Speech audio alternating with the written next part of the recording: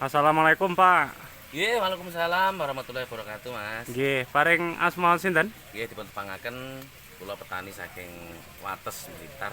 Nami kula Anang Triwi Jayanto. Pak Anang. Ya. Pak Anang, kalau boleh tahu, ini tanaman greenhouse-nya ini luasnya berapa Pak Anang? Nggih, untuk luasan tanaman melon yang ada di dalam greenhouse ya, ini ukurannya 10 meter kali 50 meter, Mas. 10 meter kali 50 50 meter. Ya. Itu dalam kapasitas berapa tanaman Pak? Siap. Untuk kapasitas ukuran 10 kali 50 itu kapasitasnya sekitar 1.500 tanaman. 1.500 tanaman Ya. nggih. Terus untuk bahan-bahan yang dibutuhkan ketika mungkin dari teman-teman ikut mau budidaya melon ini, apa saja kebutuhan yang harus disiapkan Oh Pak? siap. Yang pertama jelas kita harus bikin greenhouse dulu ya. Greenhouse-nya dulu nggih. Greenhouse-nya dulu kita bikin dulu. Setelah itu untuk budidayanya kita memakai sistem yaitu NFT atau sistem pupuk dalam paralon. Jadi untuk kita tanamnya bukan dalam tanah atau kita tanamnya di dalam paralon ya untuk Oh, air tanamnya mengalir. di dalam paralon nggih. Siap. Mungkin bisa diperlihatkan Kak, keterangannya bagaimana? Siap-siap. Mungkin paralonnya seperti yang di bawah ini nggih. Betul. Ini untuk paralonnya, Mas. Ini kita pakai paralon yang 4 dim ya. Atau Paralon yang ukurannya 4 dim. 4 dim, agar untuk volumenya air dan untuk akarnya itu tidak biar oke gitu loh. Nah, di dalam 4 dim ini kan luasan lubangnya itu agak luas. Ya. Jadi untuk aliran pupuk, untuk akarnya itu bisa terkontribusi dengan baik. Oh gitu nggih. Yang- Terus untuk media tanamnya ini menggunakan sistem apa Pak? Tanah atau Kita memakai sistem NFT ya. Kita memakai pupuk yang sudah dicairkan atau seperti ini, Mas. Bisa, Mas. Ini coba seperti ini. Nah, Oh, jadi seperti ini. nah, seperti ini. Jadi kita bikin pupuk yang namanya pupuk abemik, Mas. Pupuk Pupuk abemik, abemik. A dimik dengan pupuk B. Oh, seperti itu. Ya, dicampur seperti ini dalam wadah sini. Kita membutuhkan namanya ppm. Jadi untuk airnya itu ppm-nya berapa? Kebutuhan tanaman waktu kecil ppm-nya berapa? Nanti waktu generatif ppm-nya berapa? Waktu sudah ada buah kita menggunakan ppm yang untuk generatif untuk buah. Oh, seperti itu. Terus untuk sirkulasi airnya ini sistemnya bagaimana, Pak? Sistemnya itu disedot pakai Pompa. pompa air atau pompa untuk kolam itu loh. Ya. Nah, itu disedot, dialirkan melalui paralon. Setelah itu pupuknya itu kembali lagi ke sini lagi. Oh, Sedot lagi. mohon maaf, Pak. Semisal kalau menggunakan pompa berarti dalam tanaman ini membutuhkan tenaga listrik. Betul. Bagaimana resiko ketika apabila listrik itu padam? Oh, gini, Mas. Untuk waktu siang hari, Ya. pagi hari mulai jam 6 sampai jam 6 sore, itu seharian penuh waktu siang hari. Itu tidak boleh listrik mati. Jadi Jadi, dipastikan Dipastikan bahwa listrik itu tetap hidup. Andaikan listrik itu mati, kita harus ada persiapan genset. genset. Jadi seperti itu Nah, ya. kekuatan melon yang sudah sebesar ini atau usia di atas 15 AST itu harus tetap teraliri oleh air. Kekuatannya cuma sekitar 1 jam. Daya tahannya. Daya tahannya. Bila lebih dari 1 jam pasti akan layu daunnya. Oh, seperti itu. Iya.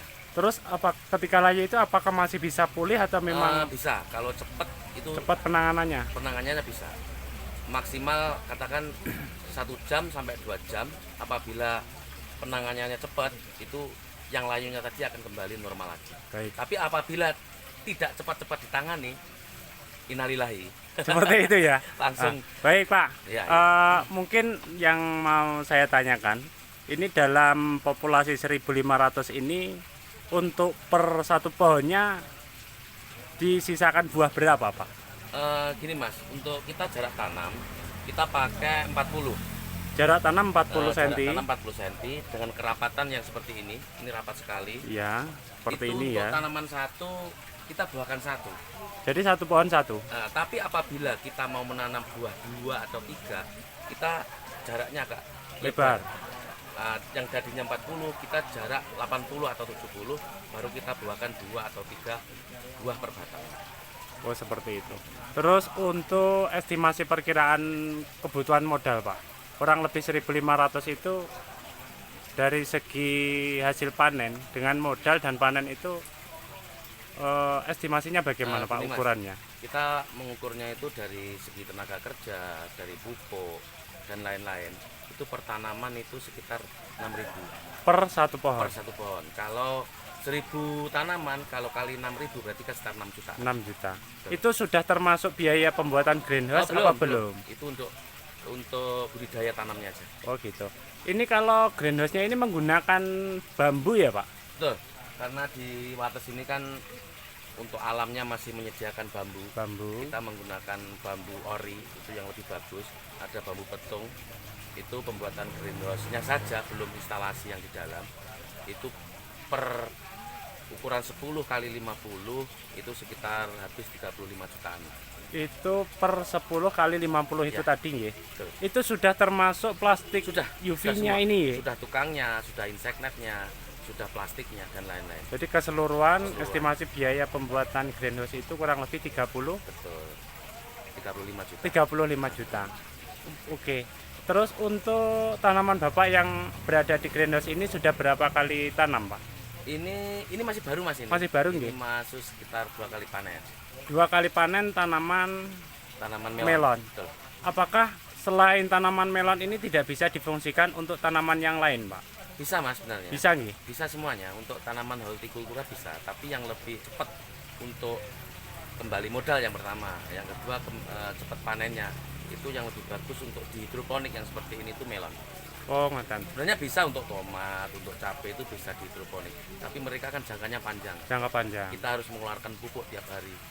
Akhirnya pengeluarannya itu lebih banyak. Oh, gitu nggih. Mohon maaf, Pak. Bapak ini bertani melon ini sudah berapa tahun, Pak?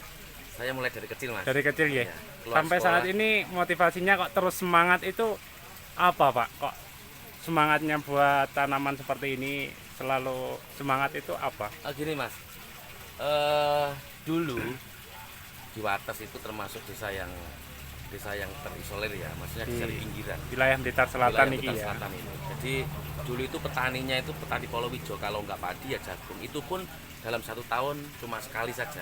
Bisa Waktu panen. Bisa panen. Waktu namanya tak ada hujan. Kalau nggak ada air, nggak ada hujan, mereka juga nggak panen. Nah, karena teman-teman atau adik-adik yang masih muda-muda itu biasanya kalau keluar sekolah, keluar negeri jadi TKW, jadi TKI, kita memotivasi ternyata bertani itu nggak gimana ya, nggak sejelek yang dibayangkan itu loh. Betul. Jadi ternyata bertani itu juga mendapatkan hasil, Juga mengasihkan juga. juga mengasihkan, juga untuk hiburan bisa. Juga hiburan. Tapi menghasilkan yang sangat luar biasa. Ya, alhamdulillah ternyata setelah kita bertani yang seperti ini ternyata hasilnya luar biasa. Hasilnya luar biasa. Mungkin sementara sampai di sini dulu, Pak. Siap, Nanti bisa siap. disambung. Siap. Terima kasih. Semoga ilmu yang Bapak berikan betul-betul bermanfaat buat teman-teman juga Siap, Pak, pemirsa yang menonton. Siap. Terima kasih, Pak. Assalamualaikum. Oke, waalaikumsalam warahmatullahi wabarakatuh. Semangat Mas. Semangat. Semangat Mas.